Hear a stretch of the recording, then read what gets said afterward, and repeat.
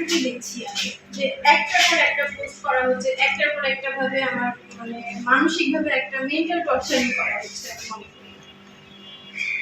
কোনো অভিযোগ থানায় করার না, আমি এখন পর্যন্ত করিনি, কিন্তু ভবিষ্যতে যদি প্রয়োজন পড়ে আমি অবশ্যই তার ব্যবস্থা নেব।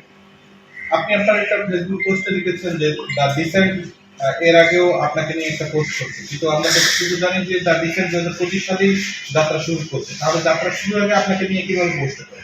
আচ্ছা, গত 24-এ গণঅভ্যুত্থানের পর যখন শেখ হাসিনা দেশ থেকে পালিয়ে যাওয়ার পর থেকে নির্বাচন পর্যন্ত আমাকে বিভিন্নভাবেই মানে কিছু গুপ্তধর মানে দল আমাকে বিভিন্নভাবে প্ররোচনা করে বিভিন্নভাবেই সবার সঙ্গে হেয় করার চেষ্টা করে।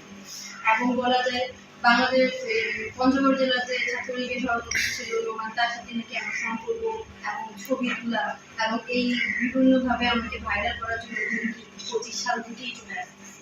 এবং আমি মনে করি রিসেন্ট যে এই কাজটা করছে তার কি ভিত্তি আছে, তার তো কোনো ভেরিফিকেশন করছে, তাকে তো আমরা আজকে দেখলাম কে এই মাটি বারবার কেন অপতথ্য আমাদেরকে ছড়াচ্ছে এবং আমাদের সিদ্ধান্ত নিচ্ছে। আমি এর জবাব চাই।